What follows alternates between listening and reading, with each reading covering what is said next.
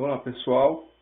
Nessa terceira parte da aula sobre resolução de problemas, com contexto de buscas além da ideia clássica, nós vamos trabalhar com a busca de feixe local, também conhecida como Local Bin Search, e vamos entender qual a diferença e os aspectos fundamentais dentre as outras buscas que foram apresentadas anteriormente. Então, nessa busca, a gente tem agora a manutenção de um conjunto K de estados, e a partir desse conjunto K de estados, nós vamos definir como encontrar um mecanismo na busca para a solução ótima. Já na busca em feixe local, nós iniciamos com uma ideia um pouco diferente e já digamos que nós temos uma preparação para uma ideia de meteorística, digamos assim, mais evolutiva.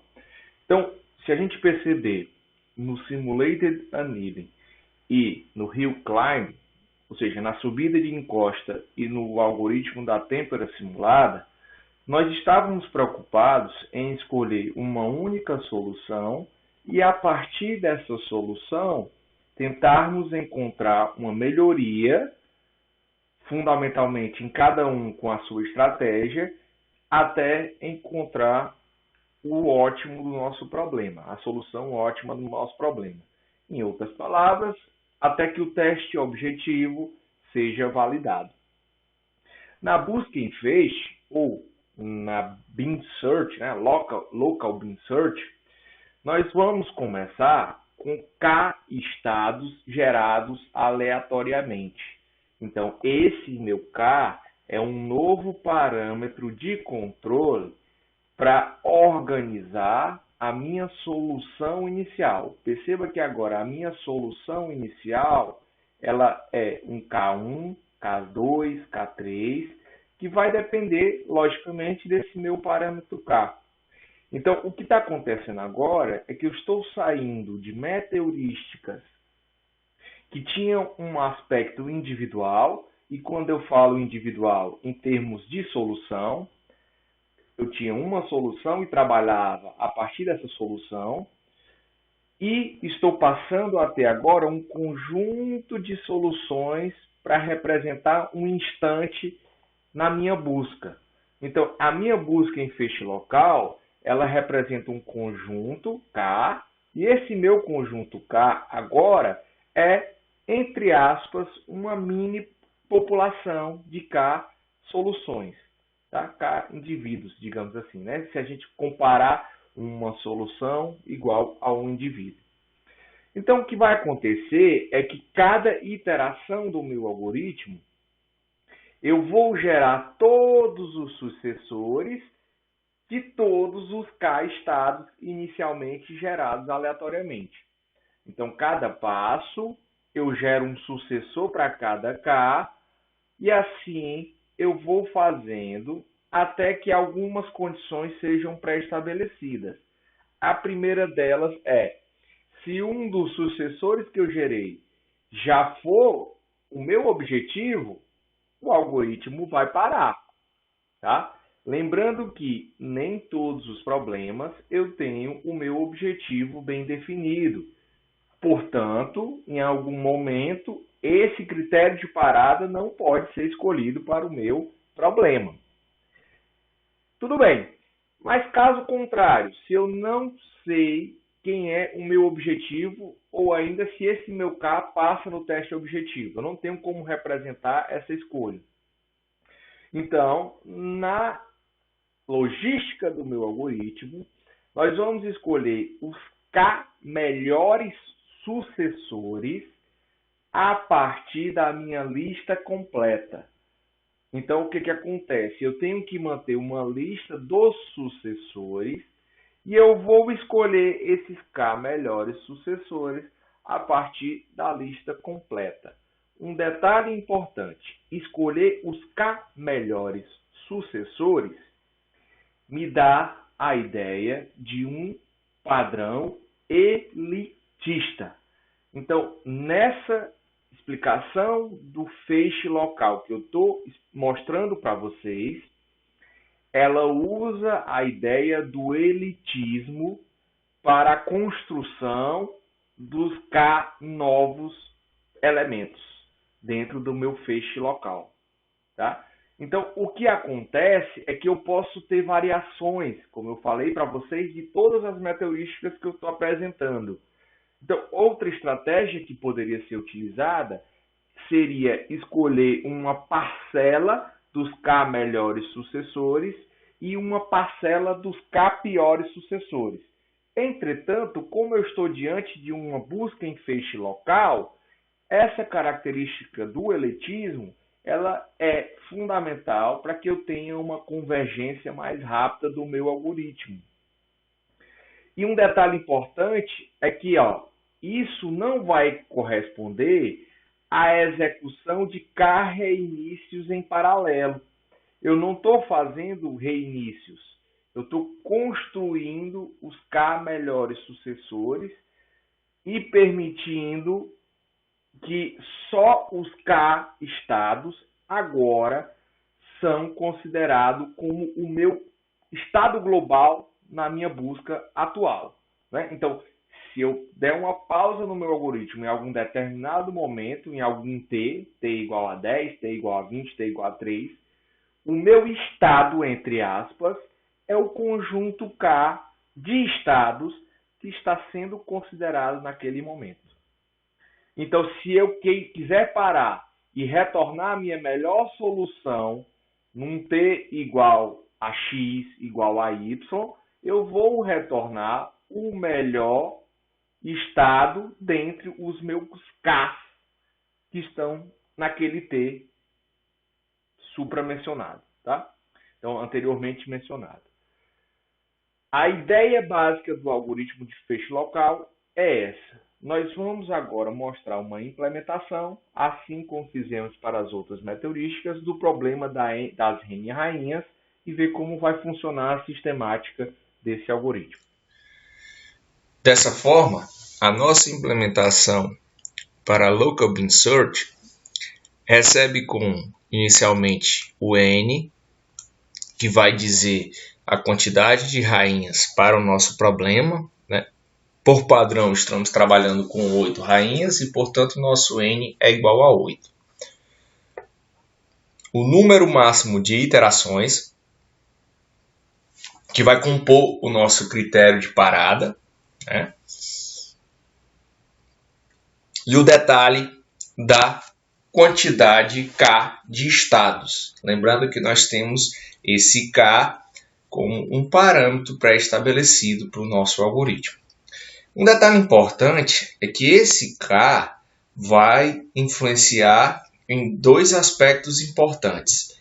O primeiro aspecto fundamental é que, ao invés de a gente estar fazendo uma busca completa, pesquisando todos os elementos, todos os estados a serem construídos a partir do método de sucessão, o método sucessor, nós vamos limitar a essa busca por um feixe, né? Nós vamos definir um K que vai traçar a nossa busca. E outro aspecto importante é que a definição desse K vai impactar diretamente na quantidade de memória que eu vou precisar para armazenar esses K estados e ainda na capacidade de convergência. Ao passo que, se eu tenho um K muito grande, eu vou fazer uma busca bem mais exaustiva do que um K pequeno. Entretanto, definir um K um pouco maior me permite que eu explore mais o meu espaço de buscas, o meu espaço completo dos estados encontrados. Então, mais uma vez, a gente precisa calibrar esses parâmetros adequados ao nosso problema para que a gente tenha a construção de uma solução eficiente. Então, continuando. O nosso conjunto K de estados deve ser armazenado E a nossa solução inicial, ela depende do K. Portanto, vamos gerar K estados iniciais de forma randômica para o nosso problema. Logo em seguida, vamos colocar o laço para o critério de parada, com o número máximo de interações. E lembrar que precisamos ter uma manutenção da lista completa dos sucessores dos nossos estados até então computados. Então, essa lista ela vai ser formada para cada elemento da coluna do meu tabuleiro, vezes a quantidade de estados que eu vou relacionar. Então, para cada um desses índices, eu teria 8 vezes cada estado do meu K. Então, se eu tenho 3 estados de armazenamento no K e eu tenho 8 colunas no meu tabuleiro, eu vou ter 24 linhas na minha matriz de novos estados, que vai definir toda a construção dos estados que eu quero analisar para as soluções do meu problema. Então, o que acontece? Eu vou agora medir o custo de cada estado inicialmente. Então, em sumo, o que eu fiz foi gerar as K-soluções iniciais e avaliar essas K-soluções iniciais. Se o meu custo de estado para cada K desse for igual a 0, ou seja, eu já encontrei o meu objetivo. Portanto, simplesmente eu retorno o estado encontrado. Logicamente, se o problema tiver um conjunto pequeno de estados, há uma grande chance, ou uma chance maior, de se encontrar a solução objetivo de uma maneira rápida, né? E pode ser que até uma busca aleatória encontre essa solução. Então, na nossa local insert, ela trata isso nesse conjunto de instruções, né? Então, primeiro ela gera o custo inicial, que atualmente é inicial, porque estamos diante do x igual a 0, e já verifica se o teste objetivo foi alcançado. Se não for, ela vai fazer as mudanças e, lembrando que para cada elemento do meu conjunto K, eu vou manter a lista desses novos estados aplicando a função sucessor. Então, perceba que se meu K for igual a 3, eu vou aplicar mais uma vez esse conjunto sucessor para cada K pré-armazenado como parâmetro de entrada. Há uma instrução que me permite só validar se na hora em que eu gerar esse sucessor, eu estou obtendo um valor nulo. Se isso acontecer, eu estou usando uma estratégia que gera um novo estado randômico com o intuito de sair desses ótimos locais, né? Ou então, se eu tenho algum problema na minha função sucessor, na hora em que eu calculo a minha função sucessor, que é muito semelhante ao que a gente está utilizando, que é fazer um movimento das colunas e calcular o nosso custo heurístico. Na hora em que eu faço isso, se ela tiver algum problema, eu gero uma solução randômica para que o algoritmo não sofra nenhum procedimento. Então, esse processo é realizado da mudança e calculado a função sucessor para cada novo elemento, e isso para os nossos K estados. Então, se eu defino K igual a 3, eu vou fazer isso 3 vezes e armazenar esses novos estados. Aqui que vem o aspecto do eletismo, tá? O que eu vou fazer? Eu vou dar um sort desses novos estados que foram pré-computados, comparando através do meu custo heurístico. Então, o que vai acontecer é que eu vou ordenar o menor custo heurístico para o maior custo heurístico dos K estados que eu calculei. E assim, eu vou gerar para a minha próxima iteração, para o meu próximo X, somente os K melhores estados. Dentre os novos estados, eu vou pegar do índice 0 até o K os melhores estados. Aqui eu estou aplicando o meu elitismo. No próximo passo, a minha lista de estados é realmente avaliada. Se eu encontrei o meu objetivo, eu retorno. Se eu não encontrei, eu faço mudanças nesses novos K sucessores, lembrando que a minha nova lista de estados agora é para esses novos Ks, tá? E aí eu avalio, faço uma listagem dos melhores e jogo para a próxima iteração, até que o número máximo seja alcançado ou o nosso estado objetivo seja encontrado. Aí eu tenho que retornar qual desses elementos do K é o meu estado objetivo para a solução do meu problema. Então, essa é toda a logística da nossa Local Bin Search. Vamos agora avaliar a execução do algoritmo para essa estrutura. Bom, agora, para o nosso problema, usando a estratégia da Local Bin Search, nós vamos precisar de dizer um número máximo de interações. Tá? Então, vou continuar com esse número igual a 100, para que a gente possa fazer uma comparação mais próxima dos outros algoritmos. E vou definir um número de estados igual a 5. Então, eu vou manter esses 5 estados para serem avaliados para cada iteração da minha busca. Então, vou executar a primeira vez, encontrou. A segunda, encontrou. A terceira, encontrou. A quarta, encontrou. A quinta, encontrou. A sexta também. Sétima, oitava, nona e décima.